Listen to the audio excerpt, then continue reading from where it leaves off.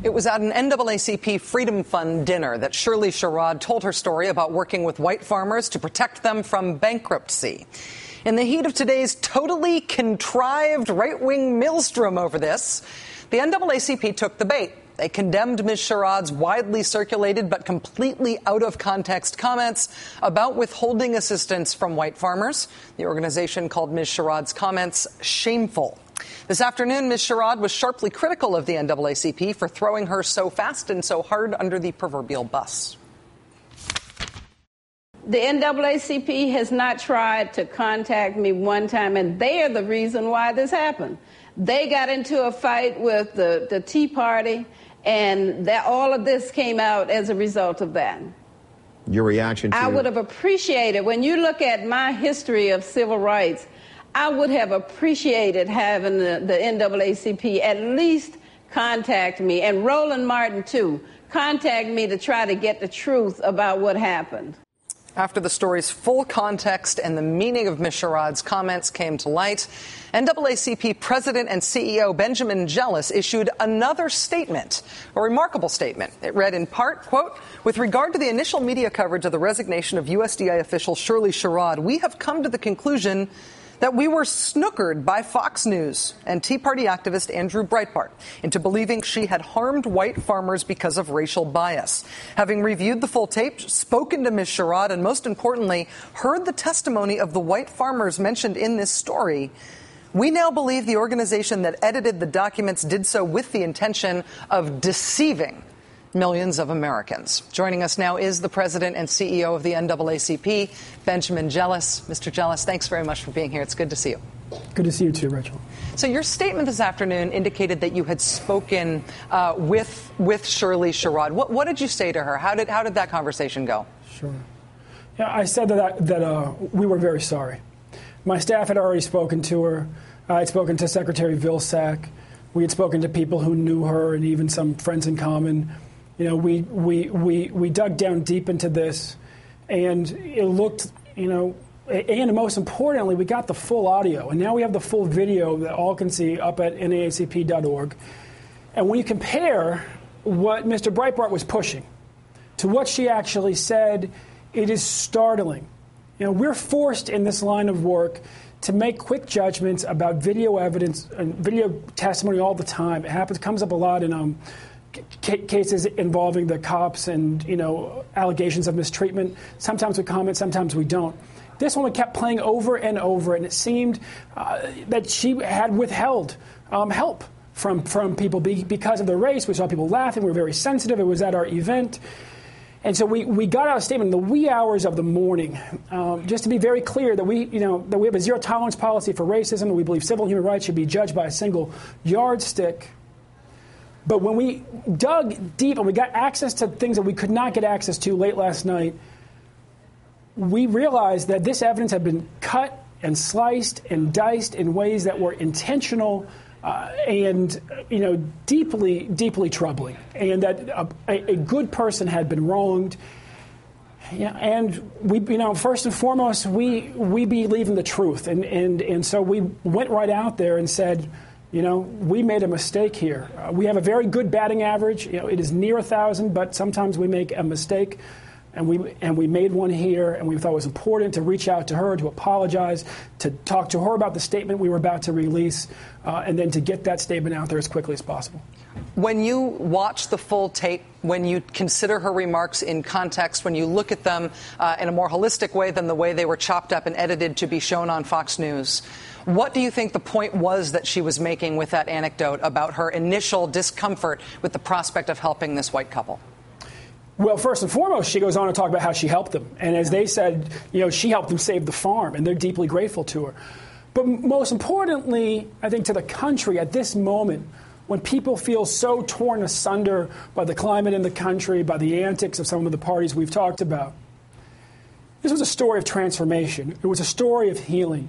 It was a story about a woman whose father had been killed by a Klansman, learning how to traverse old lines in a deep South town and county, and ultimately realize that we're all in this together, that we are one nation, And that was the message. It was a message about pulling this country back together. It's a message that's integral to the NAACP, the work that we're doing right now, the One Nation campaign, us planning for this big march on Washington on 10/2/10, to demonstrate to the country that the majority of this country still believes in hope, still believes that we can work together, still believes that more than anything else in tough times, you got to pull together, not let yourself be torn apart. It seems to me, Ben, that it's clear that somebody was going through NAACP event videos specifically because of what else is going on with the NAACP in politics right now. The issue that your organization has raised with elements of racism within the Tea Party movement. Mr. Breitbart, who is the activist who posted this initially, specifically cited that as sort of his justification for promoting this, wanting the NAACP to be seen as a racist organization. Do you think there is an extent to which you've been targeted, your organization has been singled out here in order to make a broader political point and undermine what you do? Oh, certainly. I mean, we have had quite a week and a half, and we're eager to get back to the big issues of jobs and fixing schools and pulling this country back together. We've received over 100 death threats. I've had to sit down and cancel 19-year-old interns about, talk to them about when the first time I received death threats when I was a 20-year-old organizer in Mississippi, and counsel them through them. We've had somebody was just actually picked up today in Florida for saying that they were a Klansman and threatening the lives of NAACP members. And in the midst of this, we've seen lie after lie come out of Fox News and come from Sarah Palin. For instance, she said it was a false argument, the NAACP claiming that the Tea Party was racist, and she was right. I mean, it was like Freudian on her part. It is a false argument. We never made that argument. We said, and we still say, that you got serious white supremacist and racist elements in your ranks. You have the Council of Concerned Citizens. You have Stormfront.org. We've been researching this for months. We know what we're talking about. And that's why you guys imploded last week. And Mark Williams, just came all out of his skull. And you had to throw out the entire Tea Party Express. And now you're stumbling saying, well, they never belonged in the first place. Well, golly gee, how could you throw them out? They didn't belong in the first place. So, clearly, look, they got their, dander up. They were caught flat-footed by their own member. They got serious problems to deal with. They've elevated in the midst of this. The good news, they've elevated some people with common sense, like David Webb, who has been very clear about he will not tolerate racism, and seems to be pushing Tea Party Federation in some very positive ways.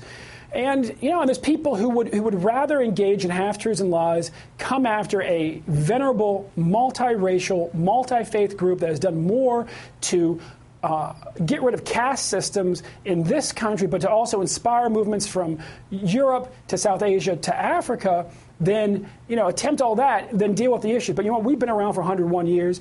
We have dealt with much bigger foes. We always get stronger for it. And I would advise them just get back to the big issues. Let's get back to talking about tax policy and jobs. Let's get back to talking about our school kids and how we ensure they have a good future. I think that I agree with what you're saying in terms of this being political combat, and that was sort of the premise of the question that I asked you. But I do also think there's sort of a broader racial agenda with this attack to try to stoke essentially white racial resentment, to tell white people that they are the victims of racism, that anybody standing up for civil rights is out to take rights away from white people, that it's a zero-sum game, that white people must be harmed in order for non-white people to be treated as equal citizens in this country. And that's something that is, that's as old as the sun. And you're sort of the channel through which that is happening right now. But I think that's a real white supremacist, racist tactic that people use for political gain. And that's something that, not just the NAACP is going to have to respond to, but I think that progressives are going to have to respond to across the board, won't they? Yeah, and for that matter, moderates. The reality is that the majority of people in this country believe in an inclusive, multiracial democracy. That's why you saw so many what we used to call liberal Republicans, and I call moderate Republicans, the Tea Party calls them rhinos, voting for Obama, because they said, my God, here's a moment for us to all come together and focus on the big issues. And the reality is that there is an element out there. It has gotten smaller over the years, but right now it is fighting for its life, and it's fighting very dirty. That has been afraid of the quote-unquote rising colored tide since the late 19th century. Yeah. And math is catching up with them. And the reality is that this could be a real opportunity. It should be a real opportunity. We're all becoming minorities in this country. It's a moment to really get focused on the humanist principles of this country, get focused on the promise of the pledge that we say to our flag, that we are one nation with liberty and justice for all, and seek together to live up to that. And that's what we're inviting people into with the One Nation movement. That's what we're seeking to do on 10-2-10.